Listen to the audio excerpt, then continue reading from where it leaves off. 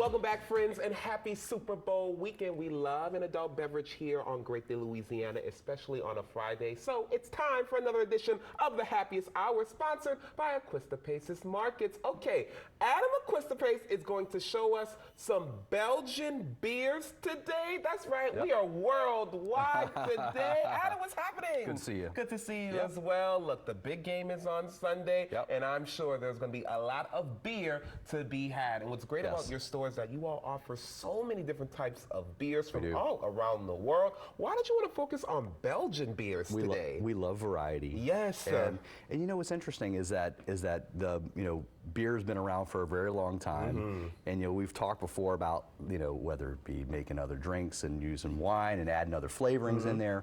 Well, in Germany they have the beer purity law where beer has to be made a certain way with certain ingredients. That's been around for I don't know, almost 500 years. Belgium, there's a long history of brewing in Belgium, but there's like no rules there. And so when we think of like the U.S. craft beer movement and all these crazy flavors and whether it be fruit beers or beers with different types of ingredients, we're really kind of replicating that Belgian beer style because they make so many different styles of beer.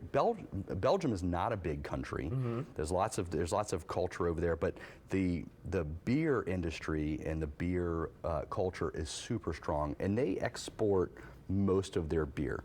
Belgium probably only produces maybe 1% of the world's beer, but they are super influential because they have some really famous breweries, and some of the old breweries were monastic operations that were used to fund the operations and fund the monastery. Even now, there's these Trappist monasteries that are funded by their beer production. And that's what's so interesting to me. Like you mentioned, yes, they may produce only a small amount, but clearly what they do produce is a lot. I'm a little thirsty. All right. So look, this is the thing. There's not like one style. There's so many different styles of beer, and in general, it can be a little bit of a challenge when you're looking at some of these Belgian labels.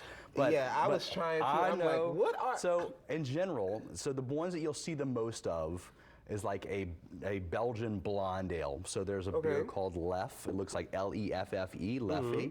That's a Belgian blonde ale. This one says Belgian ale, That's right. And so these are all going to be Belgian. So this is a Belgian wit. And the reason we have all these glasses, if you ever go to a beer bar in Belgium, they serve all of the beers like in the logoed glass.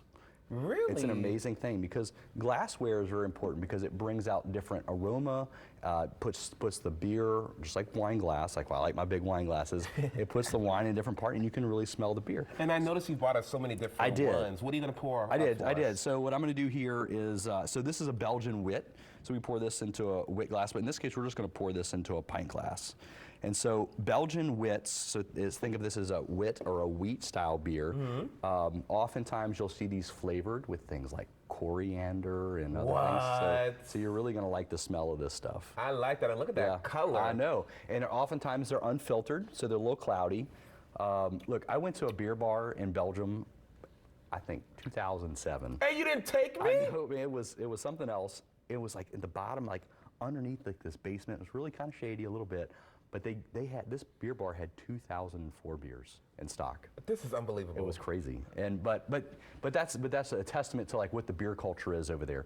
Even though they're not the biggest consumers of beer, but their heritage is so strong, and they make traditional style beers, and they make bigger style beers, and they make beers called lambics, which we're going to taste in just a second. Pour it up for me, please. And look, what I appreciate about Adam is that this is nice and cold. The beer has to be cold. I'm talking to all the people out there with a separate beer fridge. That's right. I know you got one. I know. All right. So the reason I'm pouring this, so this is West Mall Triple. So this triple is going to be lighter in color, kind of like this, but it's going to be higher. It's going to be higher in alcohol content. Now you know I want some of that. Pour that up for me. So you'll see double and a triple. So double is going to be more brown, a little bit lower alcohol, and then the triple. But look at the bubbles in there. They're tiny. So this beer, so a lot of these beers are fermented within the bottles. And then one of the things about, so some of these beers are live, so they're like ready to go. So this beer, so you're gonna smell this. It's gonna be similar to this, but a little bit more intense. Beer in a wine glass. That's right. That's We're right. classy. So it's all about the smell for a beer like this. So traditionally you would drink this beer in something that's more like a tulip style glass. Oh yeah, that's got depth of flavor. And it's hoppy. It's got more hoppy. That's what it is, the hoppy. That's and you're right. gonna pour up one more for us. What you got here? So this here, I got two more for you. I'll do it quick. So this is called Roquefort 10. So this is like a quad. So this is really intense and really dark. Oh Lord, we got amber in the house. That's right. So think about this being a little bit more like a, you're gonna get more raisinated flavors and more intense. And all these beers are made in Belgium. Correct. That Yes. is so cool. And this last one. And this is one what? you're really gonna like. So this is Lindemann's Framboise. So this is made with here I'm gonna pour it in a wine glass because we can. So this is a lambic beer. So Look at the color. oh, you're gonna love this. And so these beers can be very tart and very almost bitter in a way. And so this beer, what they do is they add fruit to the beer. For all of our first-time watchers who may be watching this for the first time, we do this every Friday. Okay, so yes, we like to enjoy an alcoholic beverage, and our director Ben actually enjoys this brand. So let's see. This is delicious. This is like a gateway beer. Oh, this is not beer. It is. This is not beer. It is so good. It is so good. Ben, I see why you like this. Adam, look, thank you so much. man. Great to look, see you. This is how you do Super Bowl weekend, okay? Right. And listen, obviously they offer a lot.